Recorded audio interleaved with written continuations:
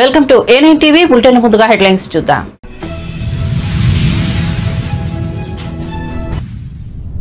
Welcome to top headlines. Shilparamam tank bund hitech city వద్ద సెల్ఫీలు దిగుతూ సెల్ఫ్ డబ్బాలు కొడుతున్నారని, కానీ ఇదంతా గతంలో కాంగ్రెస్ హయాంలో జరిగిన అభివృద్ధేనని సీఎం రేవంత్ రెడ్డి స్పష్టం చేశారు. హైదరాబాద్ అభివృద్ధిపై గత ముఖ్యమంత్రి కేసీఆర్, గత మున్సిపల్ శాఖ మంత్రి కేటీఆర్ గొప్పలు చెప్పుకుంటున్నారే తప్ప సిటీలో కనీసం డ్రైనేజీ కాలువలను కూడా తవ్వించలేకపోయారని విమర్శించారు.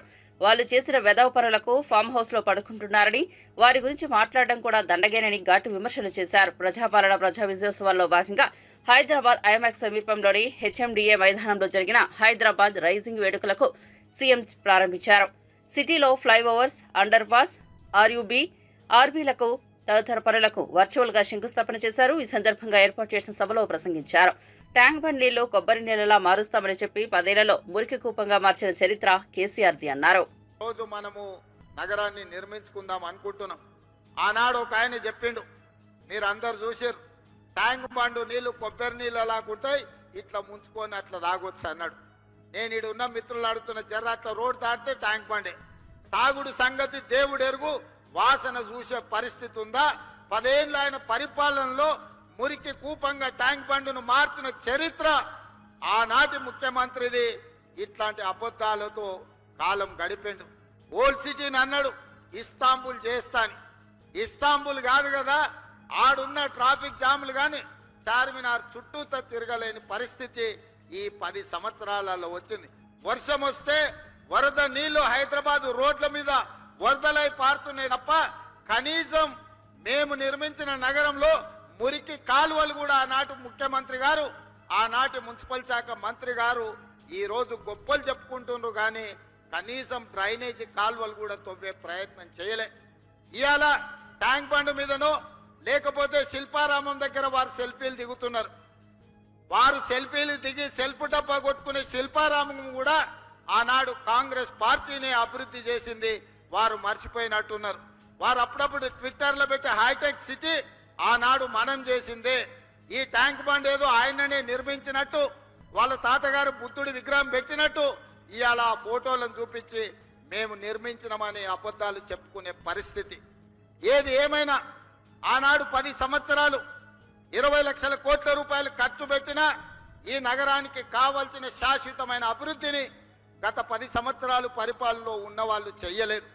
మరి ఈరోజు నేను మిమ్మల్ని అడుగుతున్న మిత్రులారా, టీవీలలో మనం చూస్తున్నాం, ఢిల్లీలో కాలుష్యం పెరిగిపోయింది, మనుషులు బతకలేని పరిస్థితి, ప్రజల్ని ఇళ్లలో నుంచి బయటికి రావద్దంటారు. ఢిల్లీలో పాఠశాలలకు సెలవులు ఇచ్చిండ్రు. అక్కడ ఉన్నోళ్ళు ఆరోగ్యం కాపాడుకోవాలంటే ఇతర నగరాలకి వలస బొమ్మని అక్కడ ఉన్న వాళ్ళు చెప్తున్నారు. స్పష్టంగా ఢిల్లీ నగరం ఈనాడు నివసించడానికి ఉపయోగపడే నగరంగా లేదు. ఢిల్లీ నగర వాసులు ఇతర ప్రాంతాలకు వలస బొమ్మంటున్నారు. ముంబై నగరాన్ని తీసుకుంటే వర్షం వచ్చిందంటే పీకల దాకా నీళ్ళు వచ్చి ముంబై నగరం అతలా కుతలమైపోతుంది. ముంబై నగరం నివసించలేని పరిస్థితికి వచ్చింది. మొన్న చెన్నై మీరు చూసిండ్రు, డిసెంబర్లో వర్షాలు వచ్చి చెన్నై మొత్తం మునిగిపోయింది. ఏపీ రాజధాని అమరావతి నిర్మాణానికి సంబంధించి రాష్ట్ర పట్టణాభివృద్ధి శాఖ మంత్రి నారాయణ కీలక ప్రకటన చేశారు. అమరావతి పనులకు మళ్లీ టెండర్లు పిలవాలని నిర్ణయించినట్లు వెల్లడించారు. అమరావతిలో ఆగిన పనులపై ఇంజనీర్లతో కమిటీ వేశామని చెప్పారు. కమిటీ నివేదిక మేరకు టెండర్లు రద్దు చేసి మళ్లీ పిలిపించేందుకు నిర్ణయం తీసుకున్నట్లు వివరించారు. 11,471 కోట్లతో అమరావతిలో పనులు చేపట్టాలని నిర్ణయించినట్లు మంత్రి నారాయణ పేర్కొన్నారు. అమరావతిలో నిర్మించిన ఆస్తులకు గత ప్రభుత్వ హయాంలో 286 కోట్ల మేర నష్టం వాటిల్లిందని అన్నారు. రహదారుల ధ్వంసం కారణంగా మరో 150 కోట్ల నష్టం జరిగిందని తెలిపారు. ఇప్పుడు మళ్లీ టెండర్లు పిలవడం ద్వారా 452 కోట్ల మేర అదనపు జీఎస్టీ భారం పడుతుందని వివరించారు. కొందరు అపార్ట్మెంట్ కట్టి దాంట్లో కొన్ని డోర్స్ అవి కూడా తీసుకుపోయారు, ఇవన్నీ ఏసీలు తీసుకుపోయారు. ఇవన్నీ ఎస్టిమేషన్ వేస్తే 268.78 కోట్లు డ్యామేజ్ జరిగింది. 286 కోట్ల 78 లక్షలు, 286 కోట్ల 78 లక్షలు. ఇందులో ఎక్కువగా ఈ ట్రంక్ రోడ్స్ అండ్ యుటిలిటీస్ ఏదైతే రోడ్లు వేసారో మేజర్ రోడ్స్, వాటిలోనే 151 కోట్లు డ్యామేజ్ జరిగింది. ఈ విధంగా యాక్చువల్గా వీటిలన్నింటినీ ఎస్టిమేట్ చేయడం జరిగింది. తర్వాత జిఎస్టీ అప్పుడు యాక్చువల్గా టెండర్లు పిలిచినప్పుడు వ్యాట్ ఉండింది, అది తర్వాత జిఎస్టీగా రావటం జరిగింది. ఆ డిఫరెన్స్ 452.35 అంటే 452,35,00,000 జిఎస్టీ పెరిగింది. ఇప్పుడు టెండర్లు పిలవటం వల్ల 452,35,00,000 అంటే 6.12%. అదేవిధంగా అడిషనల్ ఐటమ్స్ పెట్టారు, అంటే బిల్డింగ్లో వాటిలో అటకలని అవన్నీ యాక్చువల్గా ప్రపోజ్ చేశారు. అది 481.38 కోట్లు, 481,38,00,000. అది 6.51%, 6.51. ఇప్పుడు ఏదైతే రేట్లు యాక్చువల్గా అప్పటికిప్పటికి రేట్లలో తేడా ఉంది. ఎస్ఓఆర్ రేట్లు తీసుకుంటే అప్పటికిప్పటికి ఉన్న తేడా అంటే ఎవ్రీ ఇయర్ యాక్చువల్గా సిఈల కమిటీలు డిసైడ్ చేస్తుంటారు ఇరిగేషన్ డిపార్ట్మెంట్ నుంచి. వాళ్ళు చేసిన ప్రకారం ఈరోజు అంటే 7,391 కోట్ల 7,391,65,00,000 వర్క్ మిగిలింటే, అంటే అప్పుడు 2014-19లో పిలిచిన టెండర్లలో ఇంతవరకు మిగిలింది 7,391,65,00,000. దానికి ఇప్పుడు టెండర్లు పిలిస్తే అడిషనల్గా 2,507,42,00,000 రేట్లు పెరిగినందువల్ల పెరిగింది. రేట్లు అది 33.92%. ఎస్ఆర్ రేట్లు అంటారు, అవి ఇరిగేషన్ డిపార్ట్మెంట్ టోటల్ కమిటీ నిర్ణయిస్తుంది. అంటే కంకరకు కానీ స్టీల్కి కానీ సిమెంట్కి కానీ ఎవ్రీ ఇయర్. దాని ప్రకారం ఇప్పుడు వేస్తే 2,507,42,00,000 అంటే 33.9.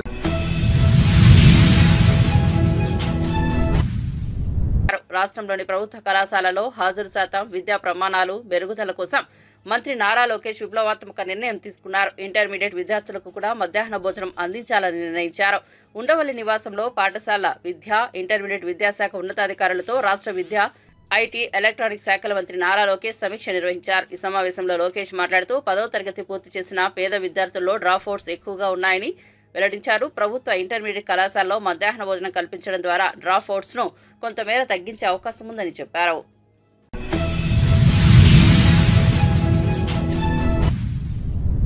కాకినాడ పోర్టు నుంచి రేషన్ బియ్యం అక్రమంగా తరలి వెళ్తున్న వ్యవహారంలో అధికార కూటమి నేతలు, వైసీపీ నేతల మధ్య మాటల యుద్ధం జరుగుతోంది. బియ్యం అక్రమ రవాణా వెనుక ఉన్నది రాష్ట్ర ఆర్థిక మంత్రి వియ్యంకుడేనని తమకు సమాచారం ఉందని వైసీపీ నేత పేర్ని నాని ఆరోపణలు చేశారు. దీనిపై రాష్ట్ర ఆర్థిక మంత్రి బయ్యావుల కేశవ్ స్పందించారు.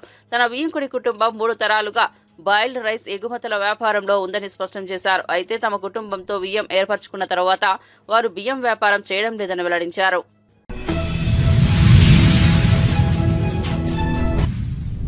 దివ్యాంగులకు ప్రధాని మోదీ అండగా నిలుస్తున్నారని బీజేపీ రాష్ట్ర ప్రధాన కార్యదర్శి గుజ్జుల ప్రేమేందర్ రెడ్డి అన్నారు. బీజేపీ రాష్ట్ర కార్యాలయంలో ప్రపంచ దివ్యాంగుల దినోత్సవం సందర్భంగా కేక్ కట్ చేశారు. ఈ సందర్భంగా బీజేపీ నాయకులు మాట్లాడారు. ప్రేమేందర్ రెడ్డి మాట్లాడుతూ దివ్యాంగుల కోసం కేంద్రంలోని బీజేపీ ప్రభుత్వం రైల్వేలలో ప్రత్యేక టాయిలెట్స్ ను ఏర్పాటు చేసిందన్నారు. దివ్యాంగుల కోసం నిబంధనలను సవరించి త్వరగా సర్టిఫికెట్ తీసుకునేలా చొరవ చూపాలన్నారు. దివ్యాంగులకు మోడీ ప్రభుత్వం అన్ని రకాల అభివృద్ధి సంక్షేమ పథకాలను అమలు చేస్తోందన్నారు. దివ్యాంగుల కోసం రిజర్వేషన్లు మోదీ ప్రభుత్వం పెంచిందన్నారు. దివ్యాంగులను ప్రోత్సహించేందుకు మోడీ ప్రభుత్వం పారా ఒలింపిక్స్ ను నిర్వహించిందన్నారు. మాజీ ఎమ్మెల్సీ రామచంద్రరావు మాట్లాడుతూ దివ్యాంగులు అన్ని రంగాల్లో ముందున్నారన్నారు. ఏదైతే మీరు 9వ తారీఖు పెట్టుకున్న వరకు వారోత్సవాలు, విజయోత్సవాలు, విమోచనోత్సవాలు ఏవైతున్నాయో దాంట్లో ఇమ్మీడియట్ ఈ దివ్యాంగులకు ఇచ్చిన వాగ్దానాలను నెరవేర్చాలని వెంటనే మేము భారతీయ జనతా పార్టీ నుంచి మరియు మా వికలాంగుల తరపు నుంచి కూడా మేము డిమాండ్ చేస్తున్నాం. ఇది వెంటనే ఈ డిమాండ్స్ అన్నీ పూర్తి చేయాలని ఈ గౌరవ ముఖ్యమంత్రి రేవంత్ రెడ్డి గారిని కోరడం జరుగుతుంది.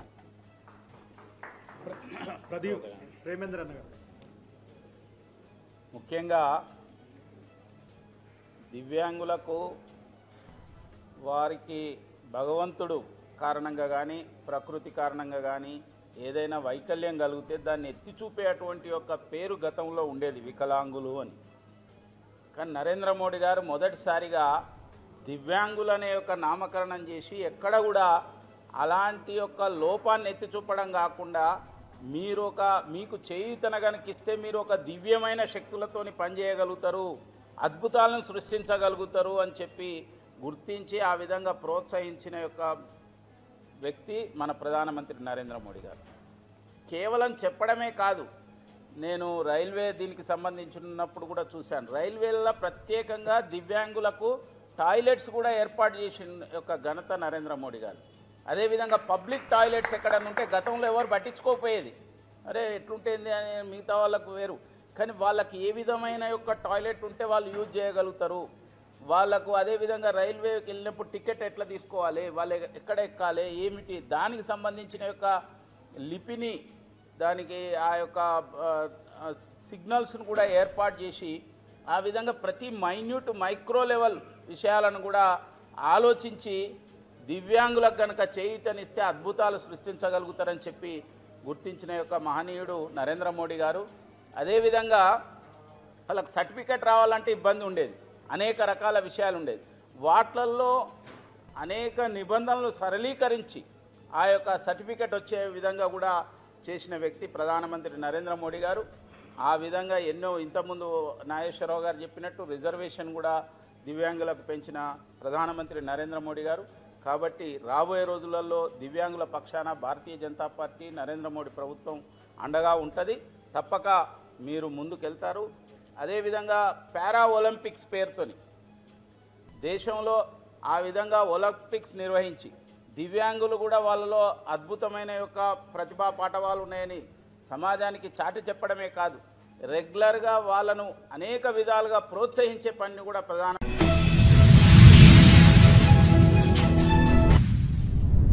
ముఖ్యమంత్రి గారు పోలవరం ప్రాజెక్టును ప్రతిష్టాత్మకంగా తీసుకుంది ఆంధ్రప్రదేశ్ ప్రభుత్వం. కూటమి ప్రభుత్వం ఏర్పడిన తర్వాత వెంటనే పోలవరం ప్రాజెక్టును పరిశీలించి ఇప్పటి వరకు జరిగిన పనులపై సమీక్షించారు సీఎం చంద్రబాబు నాయుడు. అయితే మరోసారి పోలవరం పర్యటనకు సిద్దమయ్యారు సీఎం. అంతేకాదు, ఈ పర్యటనలో నిలిచిపోయిన పోలవరం ప్రాజెక్టు పునర్నిర్మాణానికి సంబంధించిన షెడ్యూల్ విడుదల చేయనున్నారు. ఇరిగేషన్ శాఖలో పలు ప్రాజెక్టులపై, ప్రధానంగా పోలవరంపై సీఎం రివ్యూ నిర్వహించారని తెలిపారు మంత్రి నిమ్మల నాయుడు. పోలవరాన్ని యజ్ఞంలాగా పునర్నిర్మాణం చేయాలని చర్చించామన్నారు. ఈ నెల 2వ వారం సీఎం చంద్రబాబు పోలవరం పర్యటన ఉంటుంది. ఈ పర్యటనలోనే పోలవరం నిర్మాణం షెడ్యూల్ను సీఎం ప్రకటిస్తారని వెల్లడించారు. విషయాన్ని సందర్భంగా తెలియజేసుకుంటూ ఉన్నాం. అధికారంలోకి వచ్చిన తర్వాత ఈ 5 నెలల్లోనూ కూడా ఈ పోలవరం మీద మా ఇరిగేషన్ శాఖకు సంబంధించి పూర్తి స్థాయి కసరత్తు చేసిన తర్వాత మరి ఈరోజు ఒక షెడ్యూల్ వరకు కూడా మేము ఈరోజు రావడం జరిగింది. అంటే గత 5 సంవత్సరాల పాలన విధ్వంసం నుంచి మళ్ళీ నిర్మాణం దశకు ఈరోజు పోలవరం చేరుకుంటుందనే విషయాన్ని కూడా మరి ఈ సందర్భంగా తెలియజేసుకుంటూ, అందులో ముఖ్యంగా ఏదైతే సాంకేతికపరమైనటువంటి సమస్యలు ఎన్నో మాకు సవాళ్లుగా నిలిచాయి ఈ 5 నెలల్లో. ఎందుకంటే ఆ రోజు కష్టపడి 18 నెలలు నిర్మాణం చేసినటువంటి డయాఫ్రమ్ వాళ్ళు విధ్వంసం గురవడమే కాదు, ఆ డయాఫ్రమ్ వాళ్ళకి సహకరించేటువంటి భౌగోళిక పరిస్థితులుగా డయాఫ్రమ్ వాళ్ళు ఎక్కడ పైన ఏదైతే ఎర్త్కమ్ రాక్ఫిల్ డ్యామ్, మెయిన్ డ్యామ్ ఏదైతే నిర్మాణం చేస్తామో ఆ మెయిన్ డ్యామ్ నిర్మాణం చేసేటువంటి ప్రాంతంలో కూడా పెద్ద పెద్ద గుంతలు పడి 56 అడుగుల అగాధాలు పడి ఏదైతే అక్కడే ఉన్నటువంటి నేచురల్ బండ్ 250 మీటర్లు ఉంటే మరి అది 150 మీటర్లు కొట్టుకుపోయి, అంటే ఇట్లా జియోగ్రఫికల్గా భౌగోళికంగా ఎంతో కొంత పోలవరం ప్రాజెక్టుకి ఉపయోగపడేటువంటి అంశాలు కూడా గత ప్రభుత్వ నిర్వాహకంతో ఏదైతే మరి విధ్వంసం గురైనటువంటి పరిస్థితుల్లో వాటన్నిటినీ కూడా మళ్ళీ 1 by 1 ఒక్కొక్కటి కూడా అధిగమించేటువంటి విధంగా, ఆ సాంకేతిక సమస్యలను అధిగమించేటువంటి విధంగా ఈ 5 నెలలు పడినటువంటి కష్టానికి ప్రతిఫలంగా మరి ఈవేళ ఒక షెడ్యూల్ మరి నిర్మాణం చేసుకుని మరి 2025లో ఈ యొక్క పోలవరం ప్రాజెక్టు పనులు పూర్తి స్థాయిలో అటు డయాఫ్రమ్ వాళ్ళు కానీ ఏదైతే మెయిన్ డ్యామ్ ఎర్త్కమ్ రాక్ఫిల్ డ్యామ్ కానీ మరి చంద్రబాబు నాయుడు గారు మరి ఏదైతే షెడ్యూల్ విడుదల చేస్తారనే విషయం, దీనికి సంబంధించినటువంటి సాంకేతిక అనుమతులు కూడా చాలా వరకు సూత్రప్రాయంగా, ఎందుకంటే మొన్ననే మీరు చూశారు ఏదైతే 3 రోజుల వర్క్షాప్ ఏదైతే పోలవరంలో జరిగిందో, ఇంటర్నేషనల్ ఎక్స్పర్ట్స్, అదేవిధంగా సిడబ్ల్యూసి, పిపిఏ, మన స్టేట్ జలవనరుల శాఖ అధికారులు అందరూ కూడా సమన్వయంతో 3 రోజులు ఏదైతే వర్క్షాప్లు జరిగిందో అందులో కూడా ఈ యొక్క డయాఫ్రమ్ వాళ్ళు నిర్మాణం డిజైన్స్ను కూడా వాళ్ళు ఆమోదించడం జరిగింది. అదేవిధంగా ఆ డయాఫ్రమ్ వాల్ నిర్మాణం జరుగుతున్నటువంటి దశలోనే ఈ యొక్క ఎర్త్కమ్ రాక్ఫీల్డ్ డ్యామ్ కూడా మరి ప్యారలల్గా సమాంతరంగా నిర్మాణం చేసేటువంటి విధంగా కూడా మరి సూత్రప్రాయంగా కూడా అంగీకారం జరిగింది. అంటే సమయాన్ని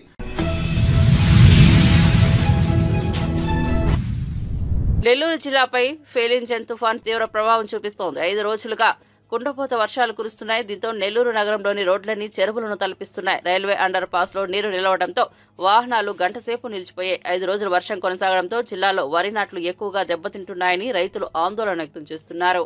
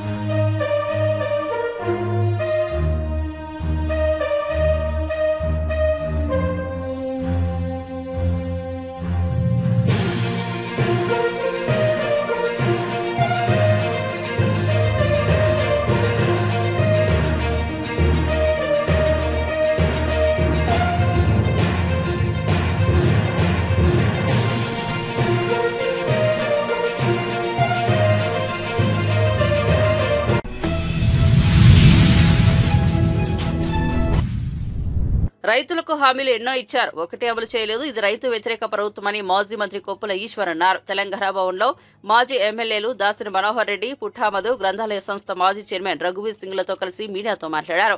తెలంగాణలో మళ్లీ సమైక్య రాష్ట్రంలో ఉన్న పరిస్థితులు పునరావృతం అవుతున్నాయన్నారు. రైతుల ఆత్మహత్యలు మళ్లీ పెరుగుతున్నాయని ఆందోళన వ్యక్తం చేశారు. ప్రభుత్వ విధానాల ఫలితంగా గత ఏడాది కాలంలో 620 మంది రైతులు ఆత్మహత్యలు చేసుకున్నారని ఆవేదన వ్యక్తం చేశారు. రైతు రుణమాఫీ సరిగా జరగలేదు, రైతు భరోసా లేదు, ఇరిగేషన్ సదుపాయాలు రాష్ట్రంలో కుంటుపడ్డాయన్నారు. ఉన్నప్పుడు ఖచ్చితంగా రైతులు మళ్ళీ దుక్కి దున్నేటువంటి సమయానికి వాళ్ళ ఖాతాలలో రైతు బంధు మరి అమలు చేసినటువంటిది గతంలో మనం చూసినాం. మరి ఈ ప్రభుత్వంలో మాత్రం ఇంకా ఆశలు పెడుతున్నారు.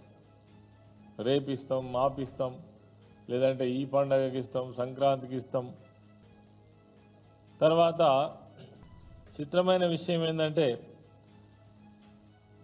అసలు రైతు బంధే అవసరం లేదు, రైతు భరోసానే అవసరం లేదు, రైతులకు 500 బోనస్ అయితేనే బాగుంటుందా అని స్వయంగా వ్యవసాయ శాఖ మంత్రి మొన్న రైతు సంబరాలలో మహబూబ్ నగర్లో ముఖ్యమంత్రి గారి సమక్షంలో మాట్లాడిండు. అంటే దీన్ని బట్టి ఏమర్థం చేసుకోవాలి అంటే మీరు రైతు భరోసాకు ఎగనామం పెడుతురా అని ఆలోచిస్తున్నారు అనడంలో ఎటువంటి సందేహం లేదు.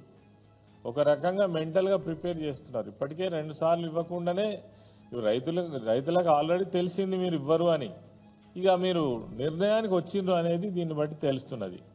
తర్వాత మీరు ఎంత దారుణంగా తప్పించుకునే ప్రయత్నం చేస్తున్నారంటే, అసలు రైతు భరోసా మీరు ఏదలుచుకుంటే నిజంగా కూడా సంవత్సరానికి 15,000 కోట్లు అవుతాయి.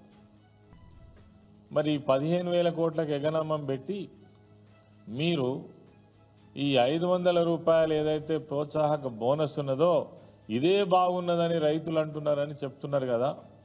అంటే రైతులేం అమాయకులు కాదు, తెలియనోళ్ళు కాదు, మీరు కూడా ఏం అమాయకులు కాదు, మీరు కావాలనే చెప్తున్నారని తెలుస్తున్నది. ఈ సంవత్సరమే మీరు చెప్పిన లెక్కనే చెప్తున్నాం.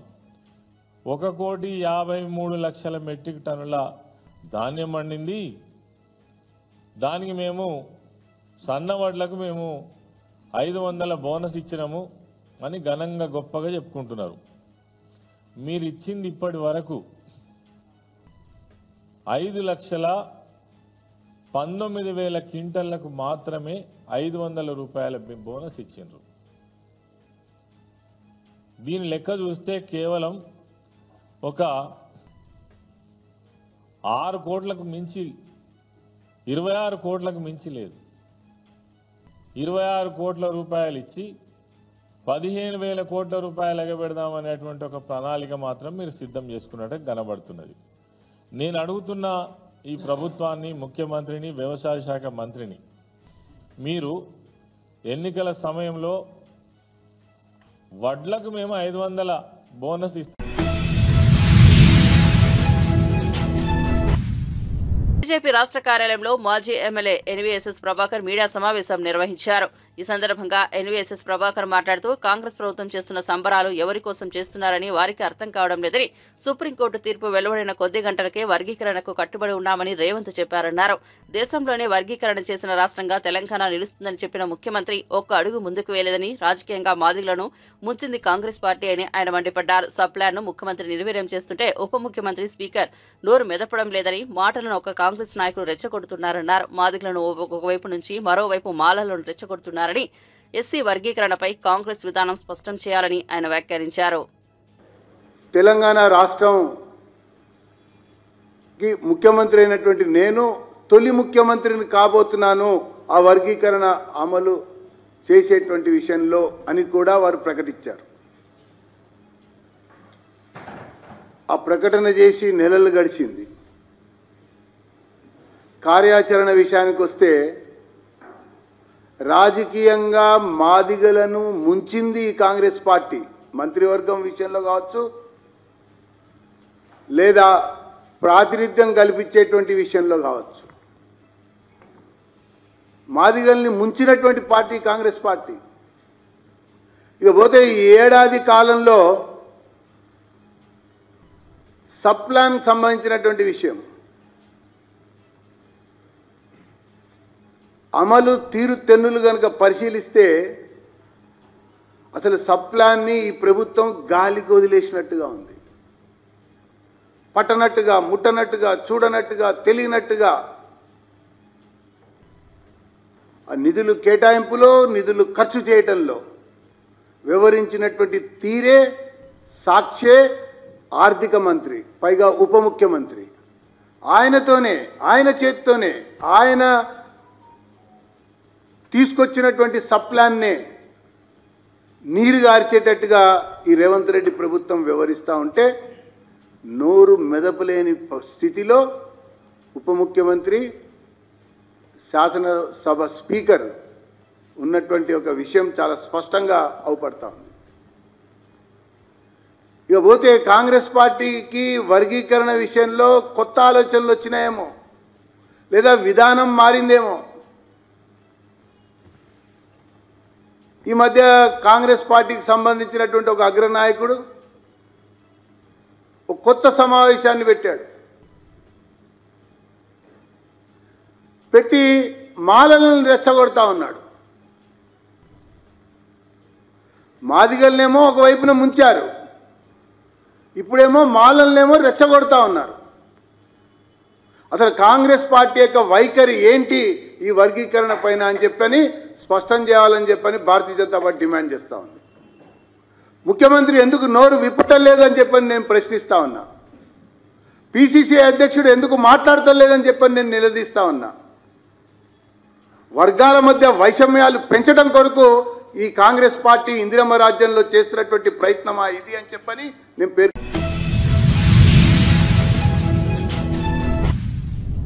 ఇంటర్మీడియట్ కాలేజీల్లో విద్యార్థుల ఆత్మహత్యలపై మంత్రి కోమటిరెడ్డి వెంకటరెడ్డి ఆవేదన చెందారు. చదువుల పేరుతో విద్యార్థులను మానసిక ఒత్తిడికి గురి చేయవద్దని కళాశాలల యజమానులకు సూచించారు.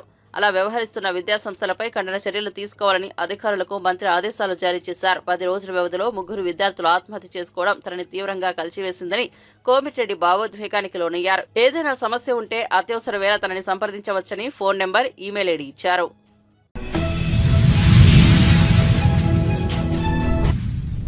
కొండగట్టు ఆంజనేయ స్వామిని ప్రముఖ సినీ హీరో వరుణ్ తేజ్ దర్శించుకున్నారు. మంగళవారం ఆయన స్వామివారి సేవలో పాల్గొని ప్రత్యేక పూజలు చేశారు. తొలిసారిగా తాను హనుమాన్ మాల ధరించినట్లు చెప్పారు.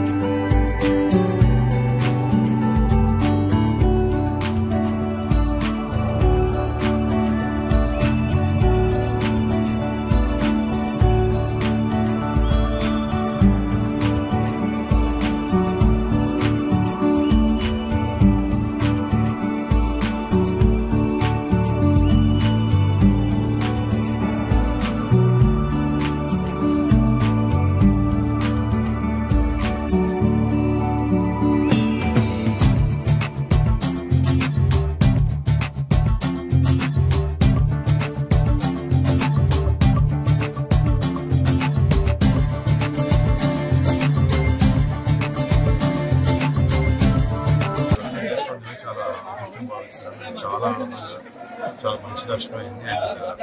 మొదటిసారి హనుమాన్ దీక్ష వేసినాను. సో మోస్ట్ పవర్ఫుల్ కొండగట్టుకి రావడం, హనుమంతుడు ఆశీస్సులు తీసుకోవడం చాలా మంచి దర్శనం అయింది.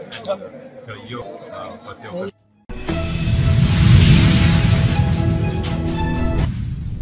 అప్డేట్స్ కోసం చూస్తూనే ఉండండి A9 TV.